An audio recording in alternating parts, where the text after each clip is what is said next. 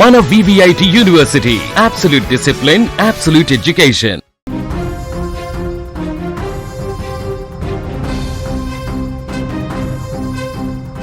అది ఆదివారం అర్ధరాత్రి 11 గంటల సమయం. బంధువుల ఇంటికి వెళ్ళొచ్చిన భార్యాభర్తలు ఇంట్లోకి రావడంతోనే గొడవపడ్డారు. ఒకరిపై ఒకరు మాటల దాడి చేసుకున్నారు. అదే కోపంతో భార్య ఓ గదిలోకి వెళ్ళగా భర్త తన 5 ఏళ్ల కొడుకుతో మరో రూమ్లోకి వెళ్ళిపోయాడు. కట్ చేస్తే తెల్లవారుజామున 5 గంటల సమయంలో గబగబా పోలీసులకు ఫోన్ చేసిన ఆ భార్య, నా భర్త కుమారుడు బెడ్రూమ్లో చనిపోయి ఉన్నారంటూ సమాచారం ఇచ్చింది. వెంటనే అక్కడికి చేరుకున్న పోలీసులు ఆ వ్యక్తి ఒంటిపై గాయాలు ఉన్నట్లు గుర్తించారు. ఇందుకు వారిద్దరిని హత్య చేసింది ఎవరు? భార్య హత్య చేసి పోలీసులకు ఫోన్ చేసిందా? అసలు ఆ రోజు ఏం జరిగింది? కర్ణాటక రాజధాని బెంగళూరులో ఈ అనుమానాస్పద ఘటన చోటు చేసుకుంది. చిక్కబన్నవర ప్రాంతంలోని ఓ ఇంట్లో 38 ఏళ్ల అభినందన్, ఆయన 5 ఏళ్ల కుమారుడు యదువీర్ అనుమానాస్పద స్థితిలో మృతి చెందడం ఇప్పుడు స్థానికంగా తీవ్ర కలకలంగా మారుతోంది. ఇక పూర్తి వివరాల్లోకి వెళ్తే అభినందన్ ఓ ప్రైవేట్ కంపెనీలో ఉద్యోగం చేస్తున్నాడు.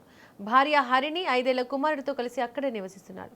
ఆదివారం ఈ కుటుంబం బంధువుల ఇంటికి వెళ్లారు. అక్కడి నుంచి ఇంటికి తిరిగి వచ్చిన తర్వాత అభినందన్, హరిణి మధ్య వాగ్వాదం జరిగింది. దీంతో ఇద్దరు వేర్వేరు గదుల్లో నిద్రించినట్టు తెలుస్తోంది. అయితే మరుసటి రోజు ఉదయం ఊహించని ఘటన వెలుగులోకి వచ్చింది.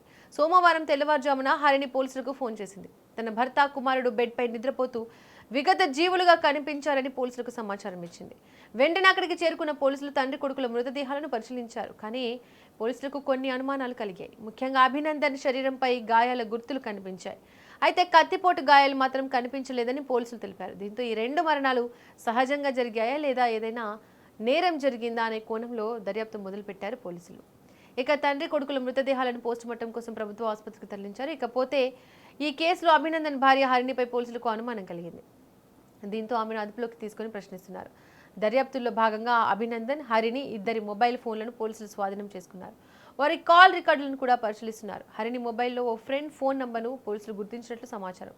అసలు ఆ ఫోన్ నెంబర్ ఎవరిది? హరిణికి ఆ వ్యక్తితో ఎలాంటి సంబంధం ఉంది? ఆదివారం ఇంటికి వచ్చిన తర్వాత భార్యాభర్తల మధ్య జరిగిన గొడవకు కారణం ఏంటి? ఆ తర్వాత రాత్రి ఇంట్లో ఏం జరిగింది అనే విషయాలపై పోలీసులు ఫుల్ ఫోకస్ పెట్టారు. ముఖ్యంగా తండ్రి 5 ఏళ్ల కుమారుడు ఇద్దరు ఒకే సమయంలో ఒకే రూమ్లో అనుమానాస్పదంగా మృతి చెందడం పోలీసులకు అనేక ప్రశ్నలకును లేవనెత్తుతోంది. ఒకవైపు అభినందన్ శరీరంపై గాయాలు, మరోవైపు భార్య పోలీసులకు సమాచారం ఇవ్వడం, ఆ తర్వాత ఆమెపై అనుమానం రావడం ఈ కేసును మరింత సీరియస్గా మార్చింది. మొత్తానికి బెంగళూరులో ఈ తండ్రి కొడుకుల అనుమానాస్పద మృతి కేసు ఇప్పుడు మిస్టరీగా మారింది. భర్త కొడుకు చనిపోయారని పోలీసులకు సమాచారం ఇచ్చిన భార్యపైనే అనుమానం రావడం ఈ కేసులో కీలక పరిణామంగా మారింది. అయితే అసలు నిజం ఏంటి అనేది పోలీసులకు దర్యాప్తు పోస్టుమార్టం రిపోర్ట్ తర్వాతే స్పష్టమయ్యే అవకాశం ఉంది.